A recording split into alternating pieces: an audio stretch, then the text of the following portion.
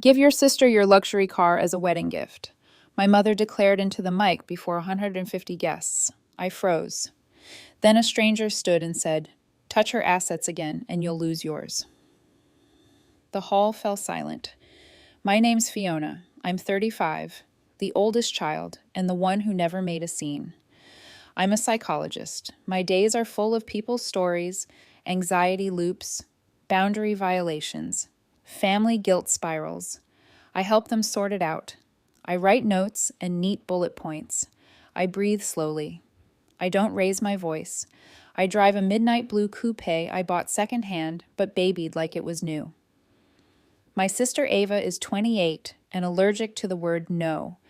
My mother thinks oldest means provider. My father floats above conflict until it lands on his wallet. That's the cast. I wish I were exaggerating. I wasn't supposed to be on at the wedding. I was just the sister with a toast card in my pocket and a soft laugh ready for the photos.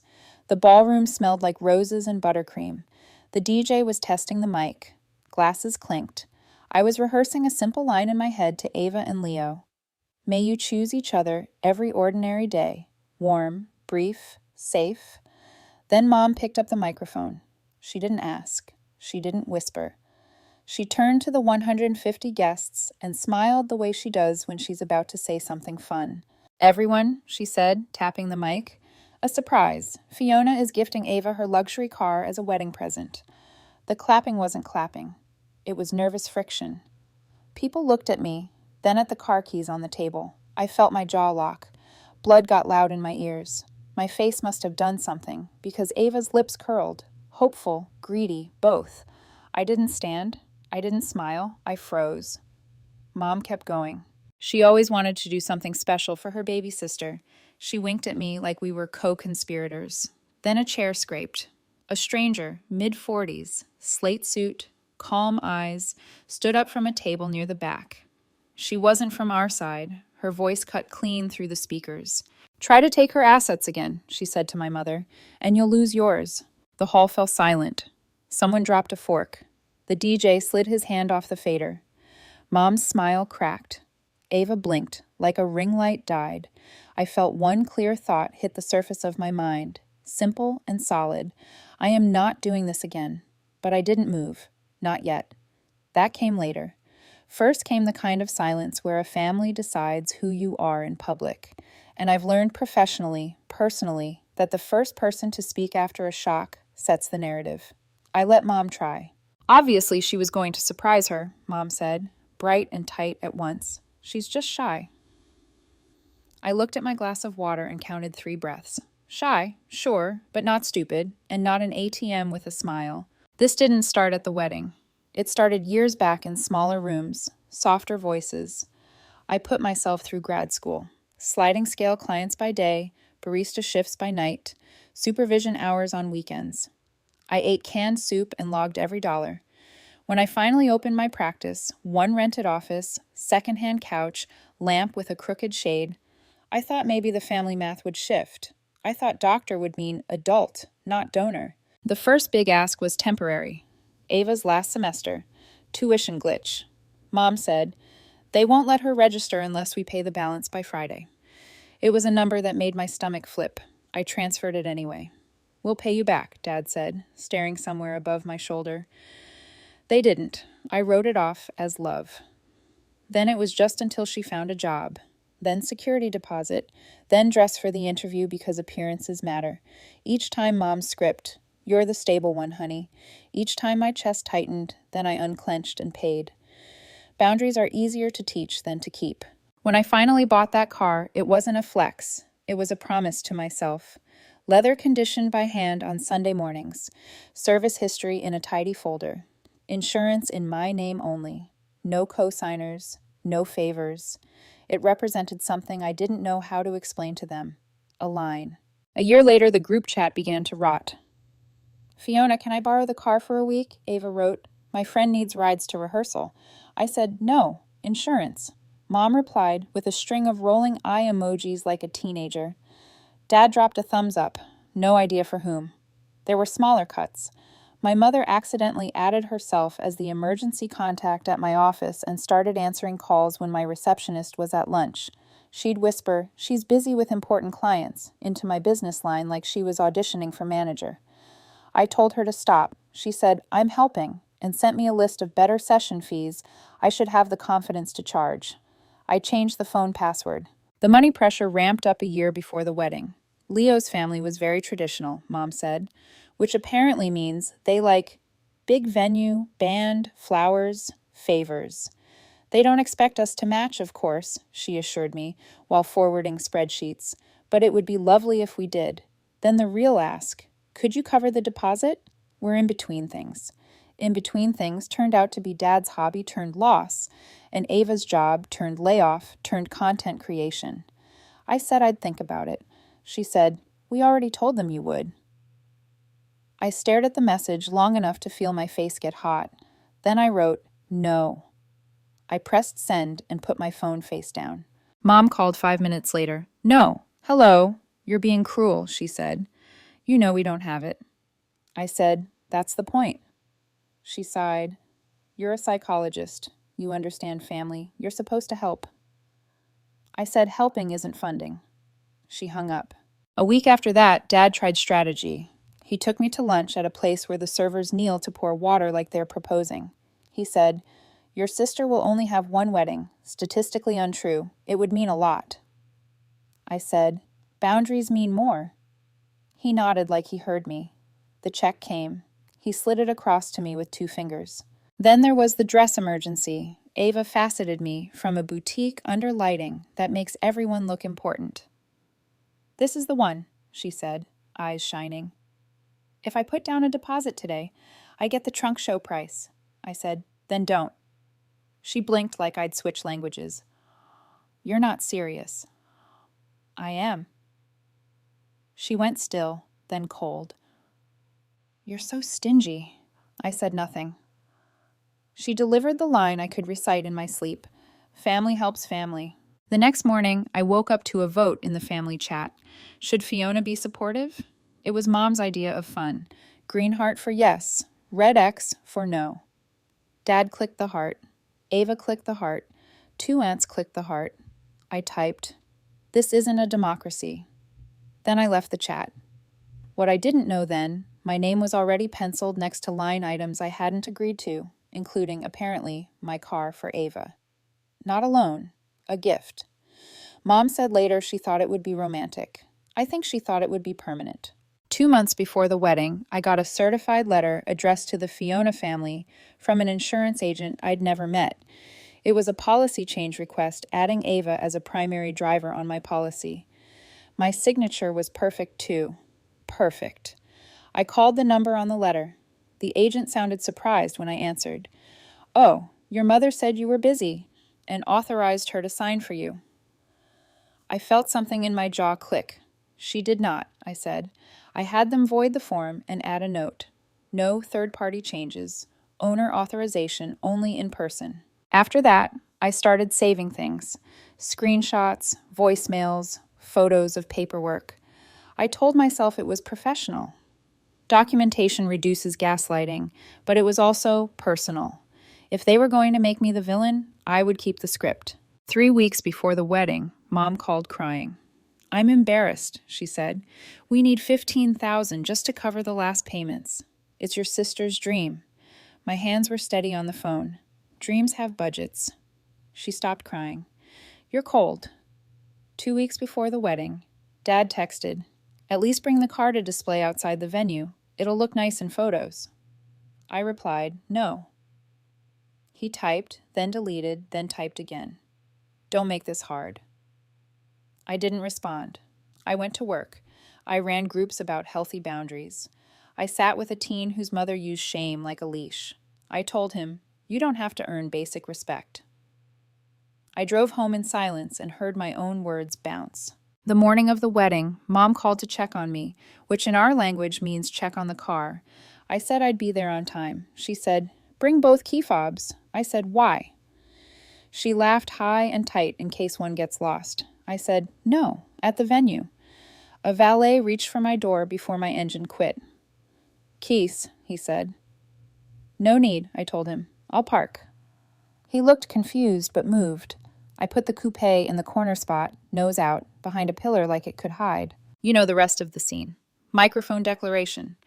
That stranger's sentence landing like a gavel and me frozen with every time I'd said yes tightening around my throat like a tie pulled too short again. The stranger had said again. She saw it right away.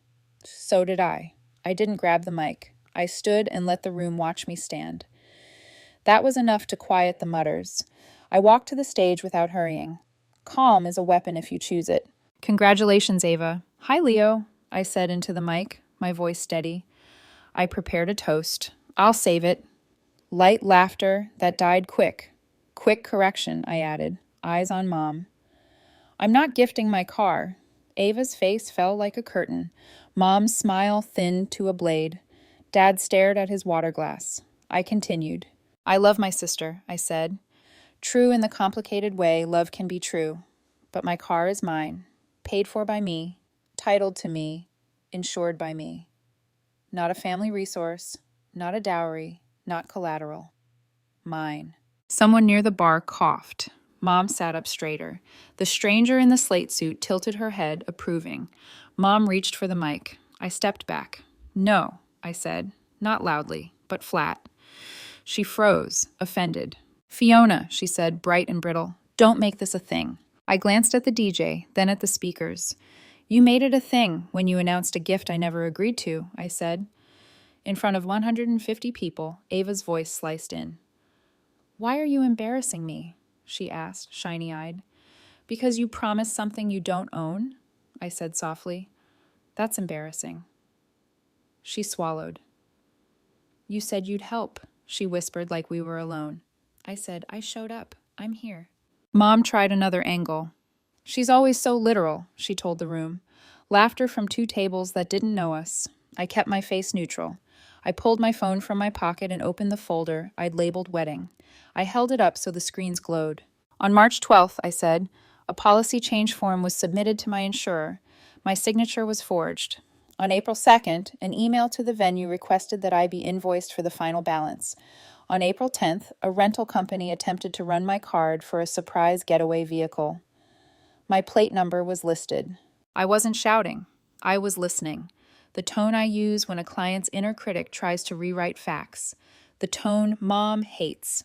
I blocked the changes. I disputed the charges. I set my accounts to require my face in my hand. That shouldn't be necessary with family. I looked at Dad. He looked away. A murmur rolled through the room like a small wave breaking. Leo shifted, then stood up halfway. I didn't know about any of that, he said, palms out. I didn't ask for her car. It was the first thing she'd done that made me like her. The stranger in the slate suit finally spoke again. Good, she said. Keep not asking. A couple of guests laughed, grateful for a release valve. Ava's voice got small. It's just a car, she said, hurt turning to venom. It's just money. You have it. There it was, the core belief. I stepped closer to the mic. It's not about a car, I said. It's about consent. It's about ownership. It's about the way our family confuses generosity with obligation and silence with permission. Mom exhaled through her nose. You're dramatizing, she said. People are watching. I nodded. They are, I said. That's why I'm being clear. I turned to Ava. I wish you a marriage full of yes, you both agree to, I said. Tonight, my answer is no. The room held still. Not anger. Something else. The moment of behavior ends. I handed the mic to the DJ, not to Mom. I stepped off the stage. This part matters. I walked past my table without grabbing my keys, without looking at the door. I went to Leo, shook his hand, and said, Enjoy your night. He nodded, shell-shocked, but grateful. As I passed, Mom, she hissed. We'll talk later. I said, we will not. This wasn't catharsis yet. This was the snap, the break in the pattern, the first breath after you've been holding one for years. It took about 7 minutes for the first group chat to light up. That was unnecessary. Aunt Mara typed, You humiliated your sister. I put my phone on airplane mode and slid it under my plate. I stayed. People assume you leave after a boundary. I didn't. I danced with cousins' kids. I clapped for the cake. I toasted with water. I gave the DJ a revised version of my speech card and asked him to read just the first line during dinner. He did. To Ava and Leo, choose each other on ordinary days. It landed clean. The stranger in the slate suit found me near the coffee station. Up close, she had the resting alertness lawyers and trauma nurses share. "I'm Renee," she said. "Friend of the groom's mom, estate attorney." I smiled. "Fiona," I said, professional boundary hypocrite. She grinned. You handle that well. Your mother won't think so." "She rarely does," I said. Renee's eyes softened. "If you need a consultation about conservatorship rumors, proxies, forged signatures, call." She slid me a card. The headline, "Assets are boundaries with paperwork." When I finally left, I walked to the far corner of the lot. The car sat where I left it, moonlight catching the curve of the hood. A thin white ribbon had been tied to the side mirror, someone's idea of cute. I untied it and set it gently on the passenger seat. Then I locked the doors, checked the handle twice, and drove home slow. Morning came with bright sun and a migraine of notifications. 27 missed calls from Mom, 11 from Dad, 6 from unknown, which usually means a relative who thinks block numbers are polite. The voicemail transcripts were a museum of tactics. Guilt. You ruined her night. Minimization. This got blown out of proportion. Threats. We'll see you in court about the car title. Nonsensical manipulation. If you love your sister, you'll fix this. And my favorite revision. We never said you'd give her the car. It was symbolic. I brewed coffee, opened my laptop, and created a new folder. Post-wedding, I dragged in screenshots. I made a note to call Renee. Monday, I wrote 2 emails. The first to my insurer. Confirm. No policy changes. Verify all flags remain. Note. No verbal authorizations accepted. The reply came in under an hour. Confirmed. Additional note added in person only. The second to my bank. Lock everything requiring external transfers. Add voice print requirement in branch for new payees. They called to verify. I went in that afternoon, sat with a teller who looked exhausted and made it impossible for family emergencies to open my accounts again. "I wish more people did this before and not after," he said. I said, "Same." At noon, Dad arrived at my door without texting. Old key didn't work. He knocked like a neighbor. I opened, but didn't step aside. He did the sigh he uses when money is about to be discussed. "Daughter," he started. "I know last night was heated." I said nothing. He shifted. "Your mother was out of line," he admitted, then quickly added, "But you didn't have to say no." I interrupted. He swallowed publicly. I looked at him. She made a promise with my property in public. I corrected it in public. Al is devastated. Ava is an adult. I said she can be devastated without my car. He stared past me at a framed print in my hallway, the only art I've ever splurged on. "There's always been a gap between what you can do and what you're willing to do," he said, like he'd been workshopping it in the car. "I guess that's your line." "Yes," I said, "and it's staying put." He switched to bargaining. "Could you at least help with one invoice?" I shook my head. He tried the classic. "We're family." I said, "Exactly." He left with a long exhale and a muttered, "You'll regret this." I closed the door and felt the quiet expand. Not peace yet. Space. Mom's first in-person attempt came that evening. "She doesn't knock," she announces. "Open up," she called, voice bright and false. I opened the top lock and left the bottom. The gap was enough. Her makeup was done like she might have to be photographed. "It's not too late to make this right," she said. "Just post that you surprised Ava with a shared car and we'll handle the paperwork later." I said, "No." She blinked. "You're punishing me." "I'm protecting me," I replied. She scoffed. "You sound like your clients. I wish you'd listen like mine do." I said. Then, "I wish you'd listen like mine do," I said, then closed the door gently. She texted a new tactic. "We're having a family meeting Sunday." "Be there at 2, I replied. "I won't attend meetings where decisions are pre-written." She sent a photo of a legal pad with the agenda across the top. Line 1, C. Line 2, boundaries underlined. I laughed in my kitchen by myself, which felt like a small hinge opening. Sunday came, and I went for a drive instead. Empty roads, windows cracked, engine humming. At a red light, a notification slid down. Unknown number. We're watching your plates. I took a photo of the message and forwarded it to Renee with one line. Is this extortion? She replied, It's stupid. Document everything. Come in Tuesday. That night, Aunt Mara posted on Facebook. Some people forget who paid for their education. A few family friends commented vague support. I typed, deleted, typed again, then posted nothing. Silence is hard. It's also strategic. Tuesday at Renee's office, I handed over a tidy stack. She skimmed, then nodded. You've been the family wallet, she said, and they confused access with entitlement. We can make that legally inconvenient. Words I didn't know I needed. She drafted a letter. Cease and desist. Unauthorized attempts to modify insurance, title, or accounts, defamation, harassment. She sent copies to my parents, Ava, and, per my request, the wedding planner, whose assistant had tried to just grab my keys for the getaway shot. The planner replied instantly, We are so sorry. We were following instructions from your mother. Renee sent a second letter. The planner refunded their handling fee. That felt petty and perfect. In the background, my life got quieter.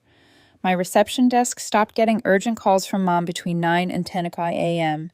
My doorman learned 3 faces and a rule. No deliveries from a friend of the family.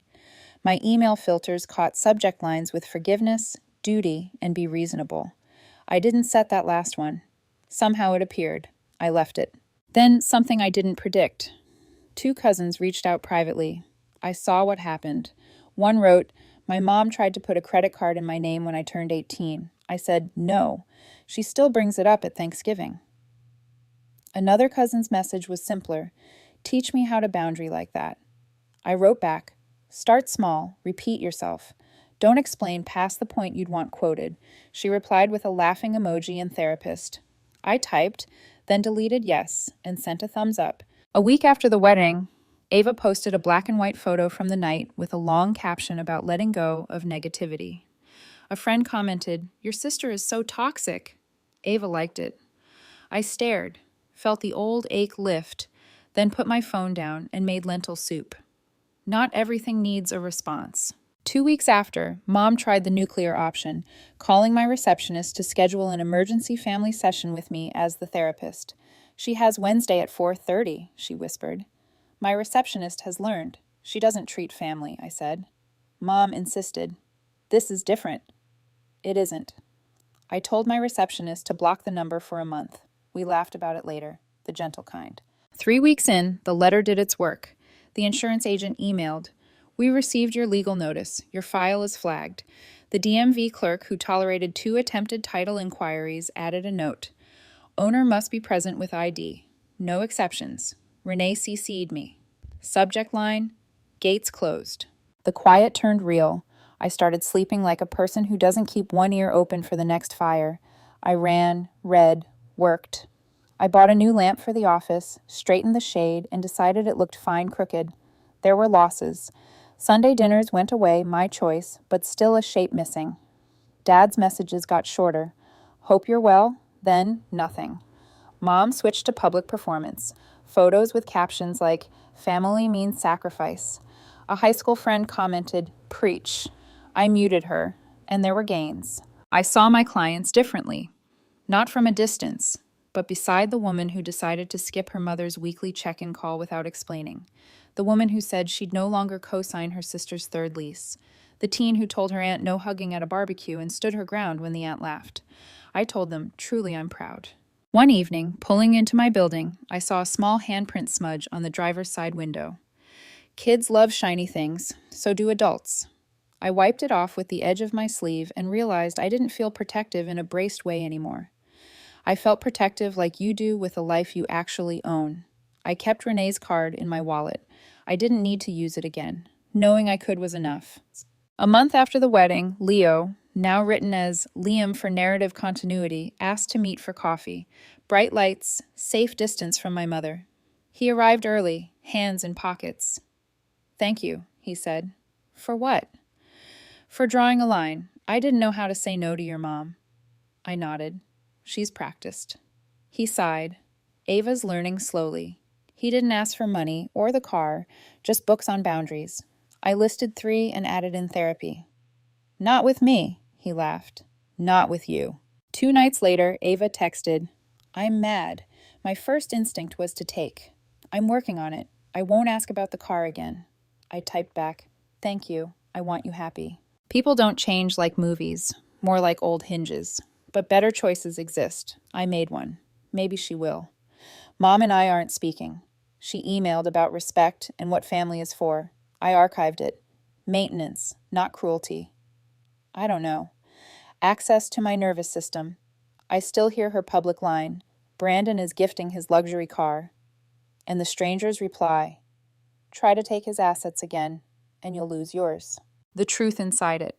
My assets are more than money. Time, attention, peace. My yes. Plain moral. Love without consent is control. Help without a boundary is harm.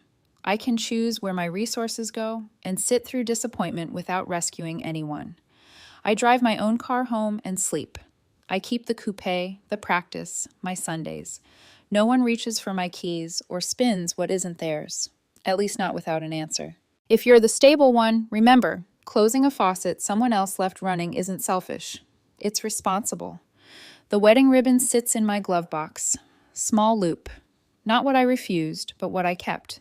Boundaries aren't dramatic, just calm, repeated sentences. No is 1 syllable. It works. And that's enough. I choose the ordinary days I promised. I choose me.